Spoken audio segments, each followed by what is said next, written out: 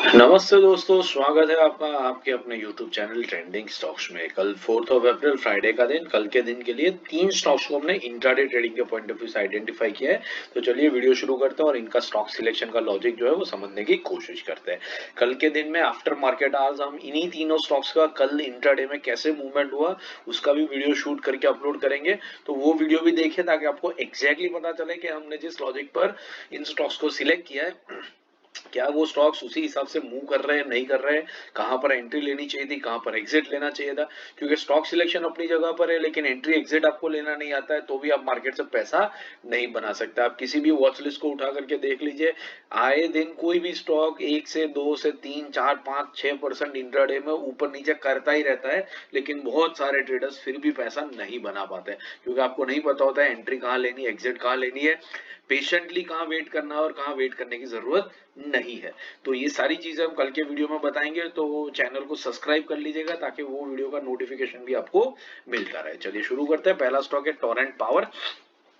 Torrent power को हमने इस रीजन से सिलेक्ट किया, ये डेली टाइम फ्रेम पे टोरेंट पावर का चार्ट है और अगर यहाँ पर मैं ये लेवल ड्रॉ करूं तो आपको दिखेगा कि ये लेवल एक क्रूशियल रेजिस्टेंस लेवल की तरह इस स्टॉक के लिए एक्ट कर रहा है। पहले यहाँ पर स्टॉक सपोर्ट लिया करता था, यहाँ पर मैं आपको दिखाऊं एट दिस पॉइंट, और यहाँ पर सपोर्ट लेने के बाद जब से स्टॉक ने इस लेवल को ब्रेक किया है तब से ये जो लाइन है वो इस स्टॉक के लिए एक क्रूशियल रेजिस्टेंस लेवल बन चुकी है। आप ध्यान से देखेंगे तो आपको यहाँ पर एक हेड एंड शोल्डर पैटर्न भी बनता हुआ दिखेगा। ये पहला शोल्डर है, ये पूरा हेड हो गया और फिर उसके बाद ये दूसरा शोल्डर, ये पैटर्न भी आपको यहाँ पर बनता हुआ दिख रहा है। ये सारी चीजें इंडिकेट कर रहा है कि ये स्टॉक अभी फिलहाल इस पैटर्न की नेक लाइन के ऊपर आकर रुका हुआ है और कल के दिन में अगर स्टॉक इस लेवल को ब्रेक कर देता है तो यहाँ बहुत तेजी से एक अपसाइड की तरफ मूव आती हुई दिख सकती है। लेकिन अगर ये रेजिस्टेंस को ब्रेक नहीं कर पाता है और रेजिस्टेंस फेस करके नीचे आ जाता है तो कल के दिन के मैं आपको सेलिंग साइड के ऊपर भी एक बेहतरीन ट्रेड देखने को मिल सकता है। जिस भी तरफ ये स्टॉक जाएगा उसके ऑपोजिट डायरेक्शन में बैट करने वाले लोगों को अपने स्टॉप लॉसेस ट्रिगर करने पड़ेंगे और बिकॉज उनके स्टॉप लॉसेस ट्रिगर होंगे तेजी से एक मोमेंटम आएगा जिसमें हम हमारा 1% का जो टारगेट है वो निकालने की कोशिश कर लेंगे। तो इसके लेवल्स नोट कर लीजिए, 1560 के ऊपर बाइंग करेंगे, 1545 के नीचे सेल करेंगे, 7 रुपीज का स्टॉप लॉस रहेगा और 1% का टारगेट रहेगा। जो लोग हमारे साथ जुड़े हुए वो जानते हैं हम लोग हमेशा 1% का टारगेट रखते हैं इंट्राडे में, उससे ज्यादा लालच रखने की जरूरत नहीं है। इंट्राडे में 1% इज मोर देन इनफ, लेकिन जो जुड़े हुए वो जानते हैं, हमारे एनालिसिस के वीडियोस देखते हैं, उनको भी ये पता है तकरीबन स्टॉक 2 से 3% भी मूव करते हैं ऐसे वीक मार्केट के अंदर में भी। और अगर आप ट्रेलिंग स्टॉप लॉस लगाए तो आप सिर्फ 1% नहीं 2 से 3% भी मार्केट में से कमा सकते हैं। चलिए दूसरा स्टॉक है यूनियन बैंक। यूनियन बैंक को क्यों सिलेक्ट किया देख लेते हैं डेली टाइम फ्रेम के ऊपर। ये रहा चार्ट यूनियन बैंक का और अगर ये लेवल यहाँ पर ड्रॉ किया जाए, मैं आपको जूम आउट करके दिखाता हूँ। ये लेवल इस स्टॉक के लिए एक सपोर्ट लेवल की तरह यहाँ काम कर रहा था और जब से इस लेवल को ब्रेक किया इस गैप के साथ में तब से ये लेवल इस स्टॉक के लिए एक रेजिस्टेंस लेवल की तरह काम कर रहा है। आप देख सकते हैं मल्टीपल टाइम्स यहाँ पर स्टॉक ने रेजिस्टेंस फेस किया है।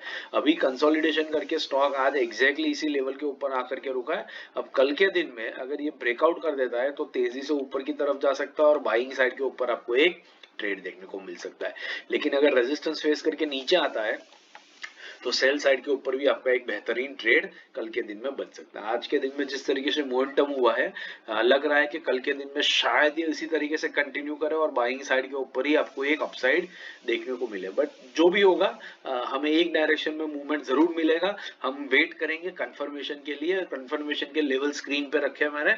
132 के ऊपर जब निकलेगा तो बाइंग करेंगे, 130.70 के नीचे आएगा तब इंट्राडे में सेल करेंगे।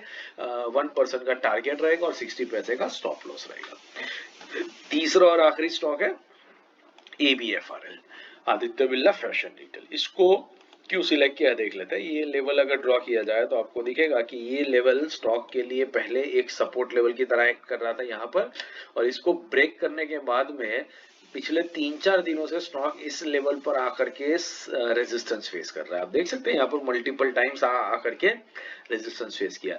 अब ये कंसोलिडेशन अगर है और ये स्टॉक कल ब्रेकआउट देता है तो बाइंग साइड पे बेहतरीन ट्रेड बनेगा।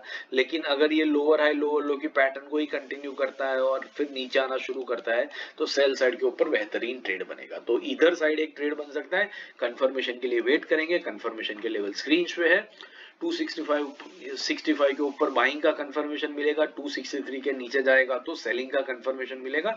ट्रेड अकॉर्डिंगली इनिशिएट करेंगे। 1 रुपए का स्टॉप लॉस रहेगा और 1% का टारगेट रहेगा। आशा करता हूँ वीडियो आपने एंड तक देखा और स्टॉक सिलेक्शन का लॉजिक आपको अच्छे से समझ में आया है।